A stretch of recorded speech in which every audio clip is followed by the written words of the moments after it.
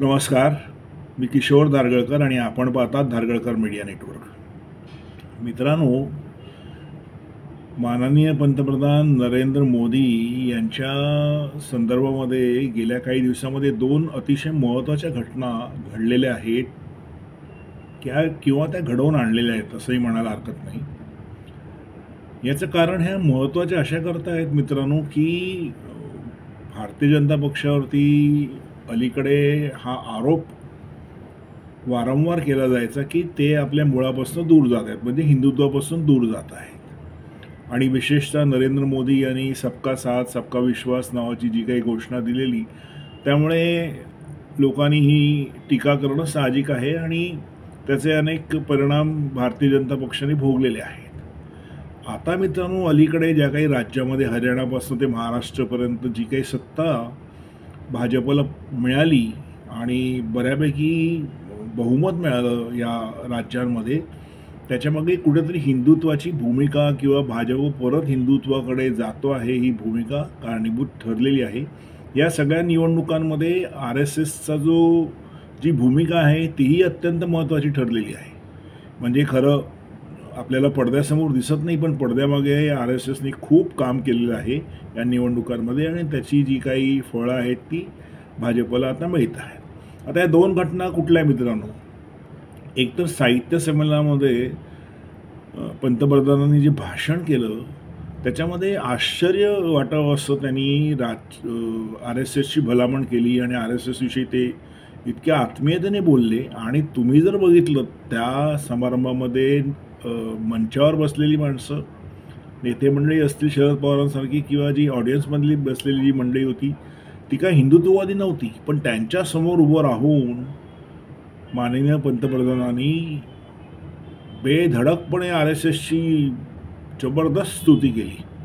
हा एक बदल सगळ्यांनी, आणि तुम्ही म्हणजे मी म्हणा किंवा तुम्ही म्हणा, जे हिंदुत्वाचं ज्यांना हिंदुत्वाविषयी प्रेम आहे त्या सगळ्यांनीच ही गोष्ट निश्चित कुठेतरी त्यांच्या मनामध्ये रजिस्टर झालेलं असेल की पंतप्रधानांनी खूप चांगलं काम केलं की त्यांनी RSSच्या कार्याबद्दल थोडक्यात का होईना या मंडळींसमोर गुणगान केलं. ही एक घटना.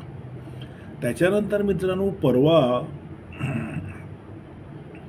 पंतप्रधान हे बागेश्वर धामला गेले.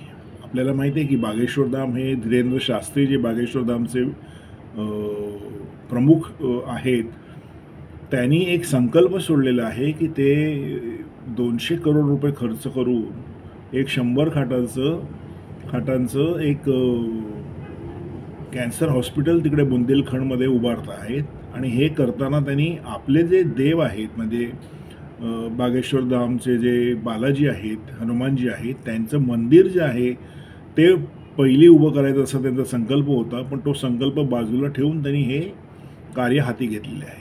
आणि ह्या हॉस्पिटलचा जो शिलान्यास झाला तो पंतप्रधान यांच्या हस्ते झालेला आहे. मित्रांनो, पंतप्रधान जेव्हा एखाद्या ठिकाणी जातात ना, तेव्हा त्याला फार एक वेगळं महत्त्व असतं. आज बागेश्वर धामचे जे धीरेंद्र शास्त्री आहेत हे 200 करोड उभे करू शकतात का आणि हे हॉस्पिटल प्रत्यक्षात येईल का असा प्रश्न सामान्यांना पडणं साहजिक आहे.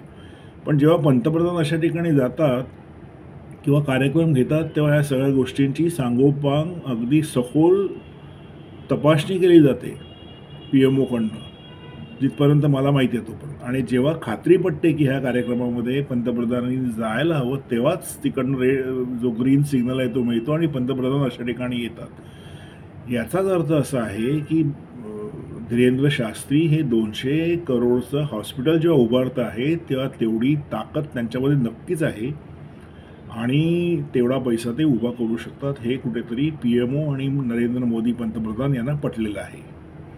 या कार्यक्रमामध्ये मित्रांनो त्यांनी धीरेंद्र शास्त्री यांची बऱ्यापैकी स्तुती केली. अनेकदा असं दिसलं की हातात हात घालून हे दोघं तिकडे त्या समारंभात फिरत होते किंवा मंचावरती येताना पंतप्रधानांनी त्यांचा हात धरलेला. त्याच्यानंतरही ते जे कार्यकर्ता आहेत, आपल्याला सगळ्यांना माहिती आहे की बागेश्वर धामचे जे धीरेंद्र शास्त्री आहे, त्यांनी अखंड हिंदुस्थान आणि हिंदू राष्ट्र याचा संकल्प घेतलेला आहे आणि त्या दृष्टीने ते कार्यरत आहेत आणि ते उघडपणे सांगतात की मी कुठल्याही धर्माच्या विरोधात नाही, पण मला हिंदू राष्ट्र हवं आहे, हिंदूंकरता हवं आहे. आणि अशा एका धार्मिक व्यक्तीच्या कार्यक्रमामध्ये पंतप्रधान जेव्हा जातात तेव्हा त्याला बऱ्यापैकी एक अर्थ असतो मित्रांनो. आणि आपल्यालाही माहिती आहे की RSS किंवा राष्ट्रीय स्वयंसेवक संघाचंही हेच अंतिम उद्दिष्ट आहे की भारत हा अखंड भारत व्हावा. हे स्वप्न आहेच RSSचं. आता पंतप्रधान म्हणून नरेंद्र मोदी उघडपणे तशी भूमिका घेऊ शकत नाही, पण ते आपल्या कृतीतनं अनेकदा हे दाखवत असतात. अगदी महाकुंभच्या जो आता महाशिवरात्रीला शेवटचं स्नान होईल, पण त्या दरम्यान जी काही अडचणी आल्या मुख्यमंत्री योगी यांच्यासमोर आणि जी काही आव्हानं होती त्याच्यामध्ये पंतप्रधान त्यांच्याबरोबर कायम उभे होते. कायम कितीही अडचणी आल्या तरी पंतप्रधान त्यांच्या पाठीशी उभे राहिले. त्याच्यातनं हेच दर्शवत आहे की कुठेतरी पंतप्रधान नरेंद्र मोदी यांची नक्कीच, कारण ते RSSचं त्यांचं मूळ असल्यामुळे अखंड भारत या संकल्पनेला त्यांची मान्यता असणार आहे. आणि त्या दृष्टीने कार्यरत असलेले जे योगीसारखे लोक आहेत, धीरेंद्र शास्त्रींसारखे लोक आहेत, त्यांच्या मागे पंतप्रधान हे अगदी ताकदीने उभे राहताना आपल्याला दिसत आहेत. मध्यंतरी जे आपण मगाशी म्हणालो की सबका साथ सबका विश्वास हा जरी मोदींनी मंत्र दिला असला तरी कुठेतरी त्यांच्याही ध्यानात यायला लागलेलं आहे की ज्यांना आपण आपल्या जवळ बोलू इच्छितो आहे असा जो समाज आहे, मी काय त्या समाजाचं नाव घेणार नाही, पण तो समाज काय आपल्याला मतं देत नाही किंवा त्या समाजाला आपण किती त्याचा अनुयायी केला तरी तो आपल्या जवळ येणार नाही, आपल्याला मतं देणार नाही, हे आता त्यांच्याही स्पष्टपणे लक्षात आलेलं आहे. अशावेळी आपली नाळ जिथे आहे अशा आणि आपलं मूळ जिथे आहे अशा हिंदुत्वाकडे पुन्हा जावं आणि ते केल्यानंतर त्याचे काय परिणाम होतात हे मोदींनी अनुभवले असतील ह्या ज्या काही निवडणुका अलीकडे झाल्या त्याच्यामध्ये. त्याच्यामुळे मित्रांनो एक चांगली गोष्ट झाली की बाबा बागेश्वर धाम यांच्या कार्यक्रमामध्ये नरेंद्र मोदी गेले. त्याच्या अगोदर साहित्य संमेलनामध्ये त्यांनी जी काही भारतीय RSSबद्दल आपली भूमिका मांडली, या सर्वातनं असं दिसतं आहे कुठेतरी की आता भाजपमध्ये वरच्या लेवलला कुठेतरी हे मंथन होऊ घातलेलं आहे की आपल्याला पुन्हा एकदा हिंदुत्वाकडे परतायचं आहे आणि हे खूप शुभ संकेत आहेत. मला वाटतं की आपणही ह्याच्यावरती सहमत असाल की या दोन कार्यक्रमातनं नरेंद्र मोदी यांनी यापुढे भारतीय जनता पक्ष कुठल्या दिशेने जाणार आहे याची चुणूक दाखवलेली आहे, ज्याची आपण सर्वच वाट बघतो. मित्रांनो, आता इथेच थांबतो. माझा व्हिडिओ जर तुम्हाला आवडला लाईक करा, शेअर करा, माझ्या चॅनलला सबस्क्राईब करा. धन्यवाद.